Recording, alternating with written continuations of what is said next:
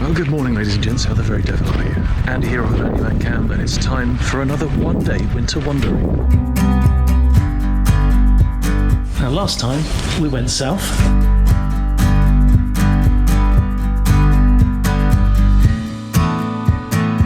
So today we're heading in the complete, literal polar opposite direction. So far north, in fact, that we're going to reach the very northernmost point in all of Germany on the mainland. So just a short blast on the motorway, and I will see you in the countryside.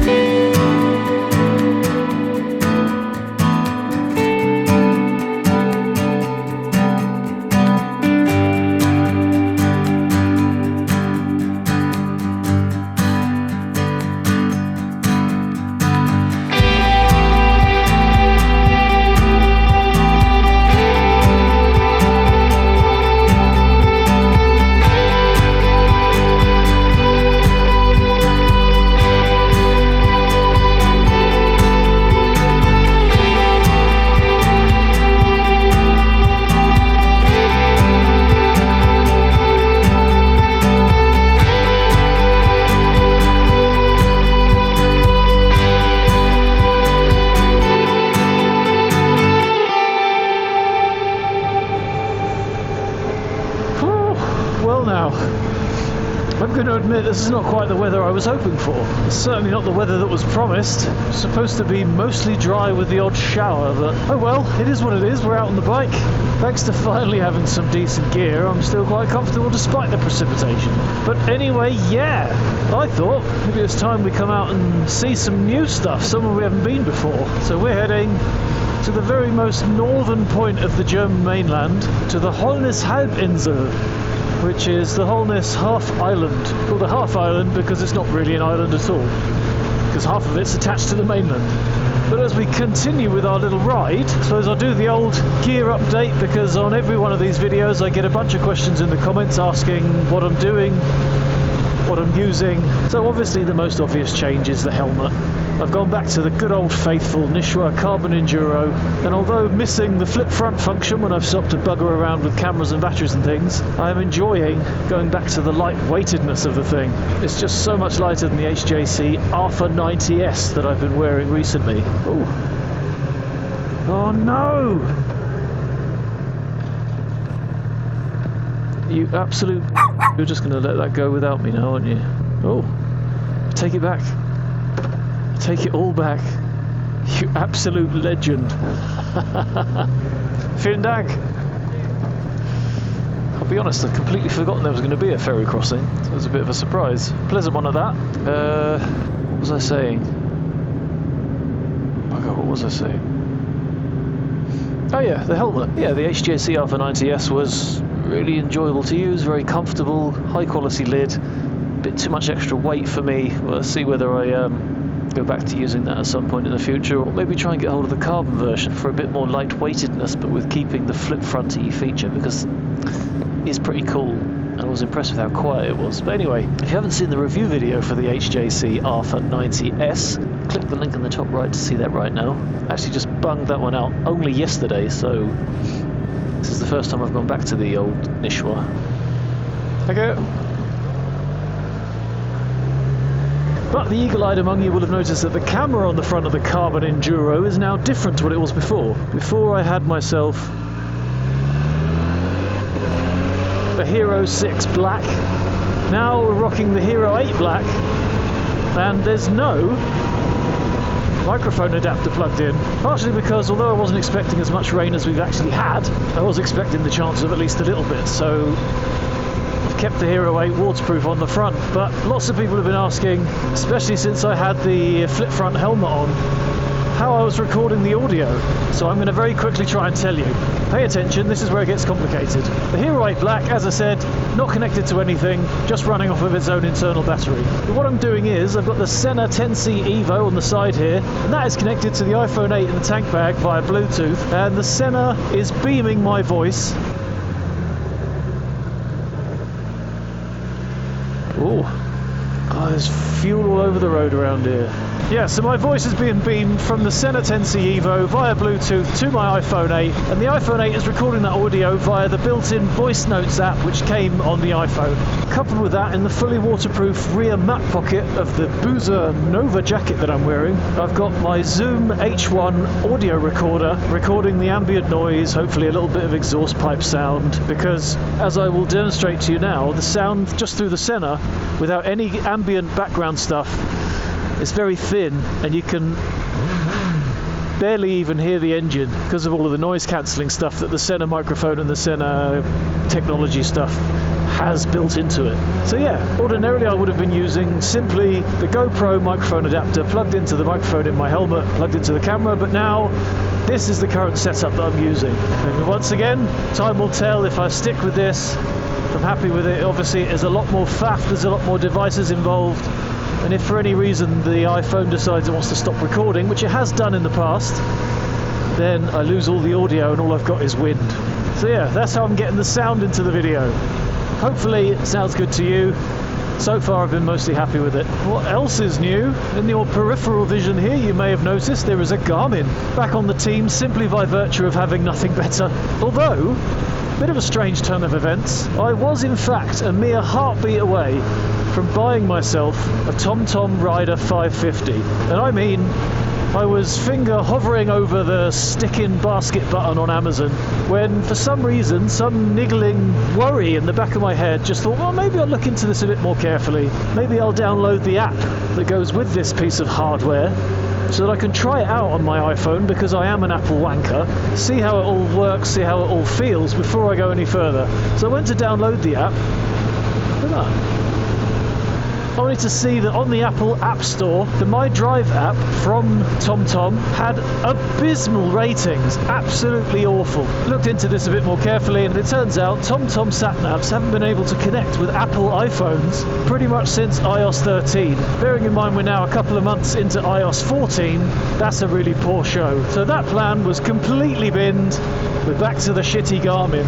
Although I did find on some obscure forum somewhere, I can't even remember where, that it's possible to put the bendy roots feature onto the old Garmin, because this is bargain basement, bottom of the line. In fact, I think it's below bottom of the line from the Garmin lineup. It's a horrible piece of crap. This piece of turd is looking up the stairs from the basement at the bottom of the line, wishing it could be even that good. But yeah, through a bit of firmware downgrading, I've gone back to, I can't remember what firmware, and then obviously it's not that simple that you suddenly just get bendy roots. You then have to go into the route planner, plan a route, calculate it, and then change the route calculation to as the crow flies, or whatever that's called. And then once you've recalculated the route, lo and behold, bendy routes is in there. Obviously this means every time you have to create a route in the little trip planner feature and do it like that to get this bendy roads feature. But that's what I've been using today, and to be honest, as you saw in the bit at the beginning there, it's done a pretty good job. I've found a bunch of bendy roads that I've never seen before, never even knew existed. So as much as it pains me to admit it, Garmin, you have redeemed yourself a little bit. So yeah, that's the Garmin back on the team for the time being. Perhaps until TomTom sort their lives out, but I don't think that's going to happen anytime soon. Which is something, to be honest, that really, really gets on my patatars. The fact that companies continue to sell stuff that just doesn't work, just doesn't do what it's supposed to do. So they sell this thing as being able to have real-time traffic information and real-time weather nobbins, and being able to transfer routes from your phone into the TomTom and all this kind of nonsense. But if you've got an iPhone, it doesn't work. Of course, nowhere does it say about that it doesn't work. So that would have been an unbelievable waste of time and a pain in the friggin' arsehole if I'd have actually bought it, only to find that it doesn't do what I want it to do. So, companies, stop selling stuff that doesn't work. It's not okay. But anyway, here we are in the lovely seaside town of Eckernförde, and I think roughly about 2/3 of the way to our final destination. Thankfully, despite the moisture and the temperature, still relatively comfortable, completely dry, I'm very happy to report. No moisture anywhere, despite that little hour-long rainstorm in the middle there. Yeah, what else is different gear-wise? What have I had questions about recently? Thunderbox! I was having some trouble in the video in the Hearts in the last episode of this One Day Winter Wondering series. If you haven't seen the first episode, check it out. Me bombing around in the Hearts the last time there was actually sunshine in the Northern Hemisphere. But yeah, I was having issues where the Thunderbox, whenever I pulled up to any lights, was switching itself off because it was thinking that the bike had come to a stop and the engine was switched off. Because it works based on the electrical gubbinsery that it senses from the current coming from the engine running. If you should have this problem and you have a Thunderbox, Heeltech have told me that it can be fixed with a firmware update. You just have to send it back to them to have that fixed. Missed the turning that I wanted. Because we're going to Reesby. Barklesby. I say Barklesby. Have you seen Reesby lately?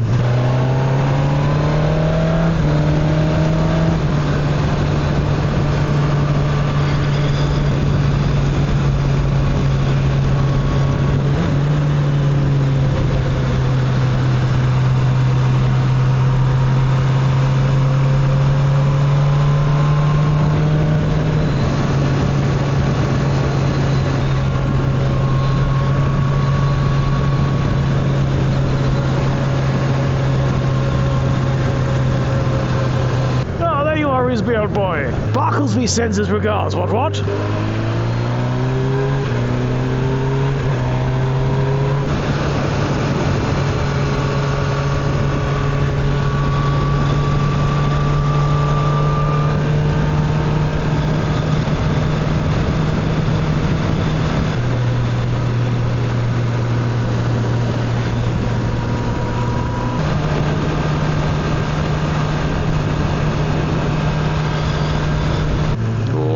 To happen, didn't it? There had to be a roadblock at some point. Let's go and have a look. Looks like this one's a bridge though, so it could well be a no-go. By the looks of it, it's not going to be a very small bridge. Yeah. Definitely not getting over that. The bridge is gone! Poor old Brent can't carry on! But smart old Andy went the other way.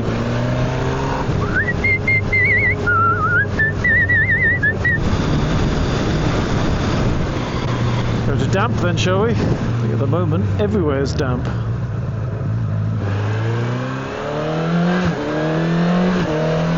This looks like a much more enjoyable route anyway. Look at that.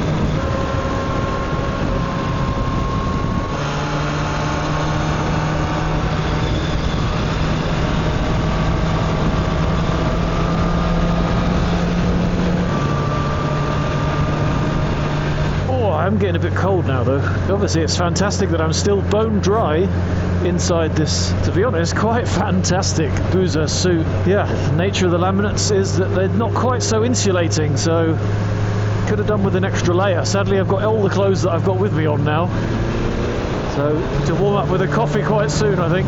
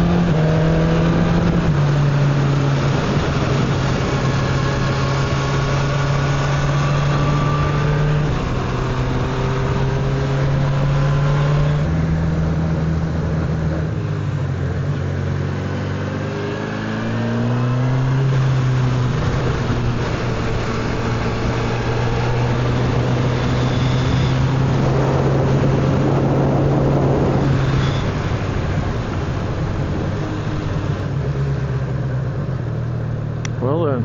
Looks like shit out of luck. Because the Schleiflehrer is außer Betrieb. Which means it's not working. So... yeah. I don't fancy swimming across. Okay, Garmin. What have you got? Come on. Need a detour, mate. A detour over the bit that I need to have a detour from is not going to cut it, love. If you want a detour, it means you can't go forwards, you penis. I'll just figure it out on my own then, shall I? It's alright. It's alright.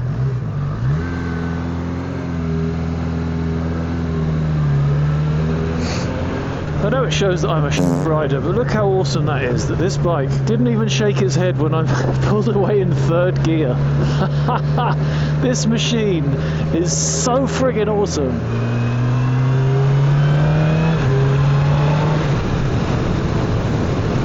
Oh, that is a side wind. Right, where are you taking me now, you piece of shit? No, that's not going to help. Taking me down there to do a U-turn to go back up there again after I just hit the detour button 10 times. Honestly. Yes, recalculate, you knobhead. There's a bridge up there, love. Oh, bracing. See, Garmin? We were over there. Here's a bridge. We can get over the river with a bridge.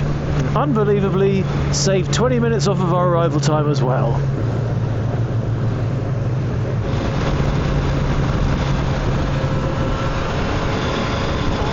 Wind is quite unsettling. Such a horrendous crosswind, is so propping the bike up in the corners. Bemused looks from the locals as well. Some out on a bike in this weather. Oh, now death from the helmet camera. The Hero 8 is dote. Which is of course the beauty of having this different audio setup now, is that even when all the cameras die, I can keep talking to you in the dark to capture all of my vitally important witticisms.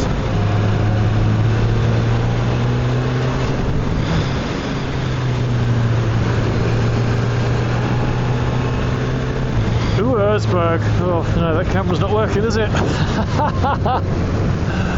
Oh dear, such a professional. Such a professional. Oh, I could do with a warm...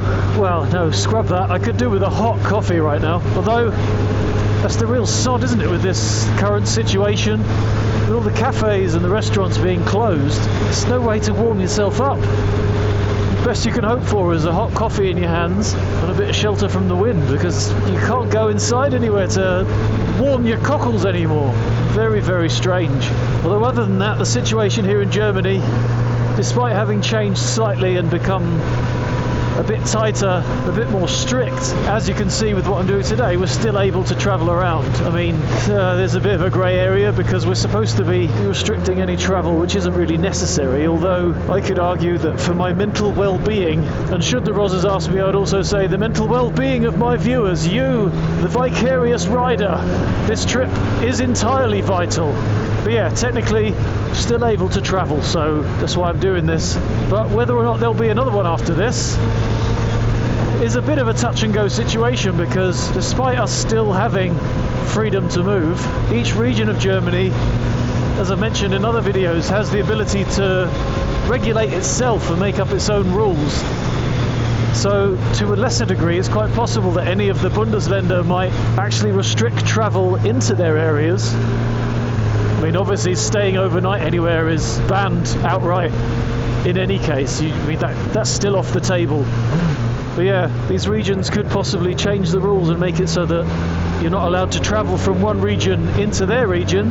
To an even worse degree, it's quite possible that things could get tighter still, because the powers that be have decreed that if the rate of infection gets to more than 200 per 100,000 inhabitants in an area, then everybody will be issued with a 15-kilometer radius lockdown, meaning you're not allowed to travel outside of a 15-kilometer radius from your home unless it's absolutely necessary. So hopefully that won't happen. Hopefully we'll be able to get out again. We'll have to wait and see. Otherwise, I've mostly been managing to stay quite sane. Thankfully, me and the missus have got a fantastic relationship, so we've been getting on well. Although, we have gotten to the point where, tell me if you've noticed the same thing, although we get on unimaginably well, whenever we go outside now, it seems like we've got the opposite of cabin fever, because whenever we go shopping, me mostly, I always end up just being really short-tempered with her. Like really ratty and snappy and angry. I don't understand it. I don't like it. Snapping at my poor little wife for no apparent reason. She deserves far better. Have you had anything like that? I mean, I'm normally pretty calm, pretty zen, super patient, but it's been really ratty. No, I don't want that f***ing cheese! Put those chocolates down or I'll give you what for, you. No, I don't want to get a manicure! Poor thing. The stuff she has to put up with after all of her support for this motorbiking nonsense. Whoa. Oh, that wasn't anything to do with grip on the road. That was all about the wind. That was horrible. I think, if anything, the ride home may have to be a bit more of a straight line motorway based affair, because this is getting a bit sketchy. But anyway, just half an hour to go until we reach the midpoint of this trip. The midpoint because there's nowhere further to go, but I would say it's quite possible that it might be more than the midpoint, because the way home is going to be a bit more direct.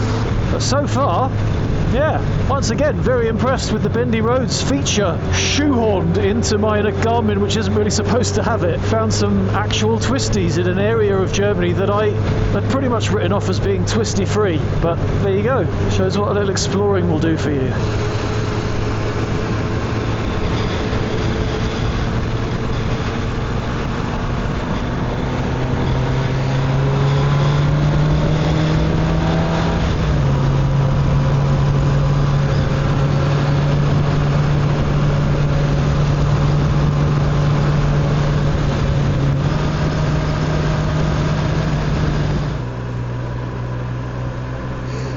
.7 degrees. I'll be honest, it feels a lot colder, but it could be a lot worse. It's not nearly as bad as it was on the Thüringer Wald ride with the likeable rider. Oh, that was wet and that was cold. I just wish that I'd had this gear when we were on that trip. It would have been a very different experience. Oh, and if the likeable rider's KTM Super Duke car hadn't tried to eat gravel as well. Naturally, if you haven't seen that video, check out the links in the top right. Always the salesman, always the salesman.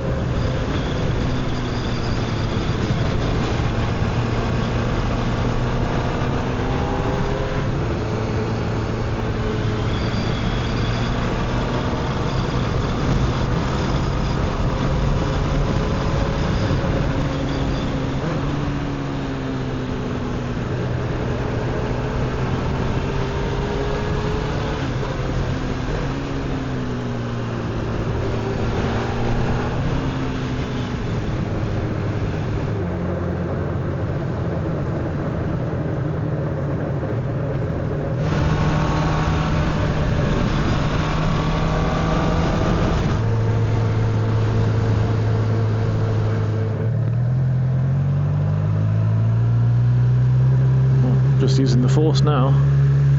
Right then, well, this is as far as we can go on the bike, and I'm pretty cold, so let's first of all smash the camera and then go for a walk and warm up. Oh dear. Smashed it, mate. Smashed it. Except hopefully... Oh, look at that. Lens is still good underneath. Tempered glass lens protectors for the win, ladies and gents. Right then, let's go for a wander. Get some heat back into these bones. A crazy cool little courtyard there. Proper old looking tree. Awesome. I come clean, I've actually been here in the summer.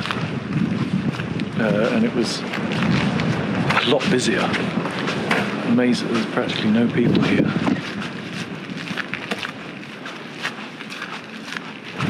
Just over this little ridge is the sea. If we continue walking down this little pathway there, we shall eventually come to the absolute northernmost point of the German mainland. So hopefully it's not going to start crapping you down with rain before we get there.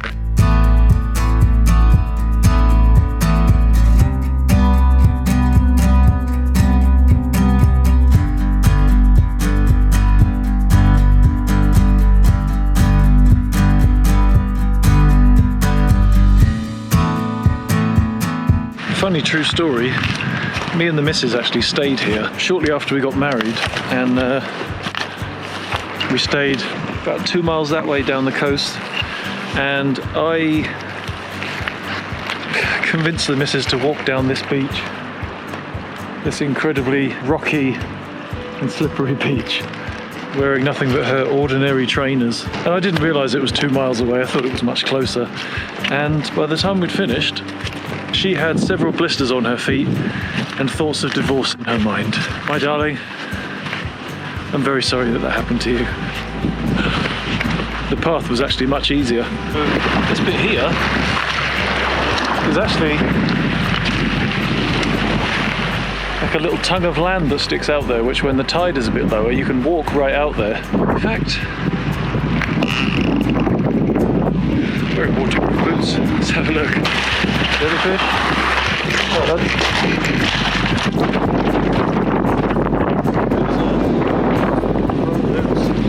No wet feet here. So there we go.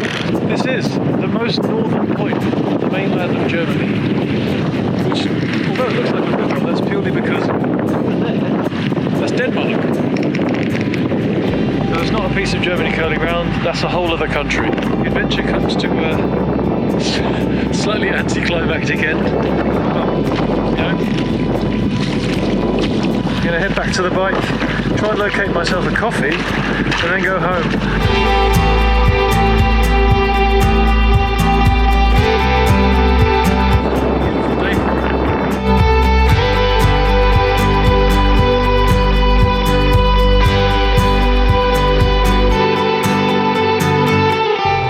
Goodbye, ye oldie courtyard, as we leave Das Jonna Groats in Germany. Maybe next time we'll go and visit Der Land's End. Goodbye, the sea. I shall see you next time.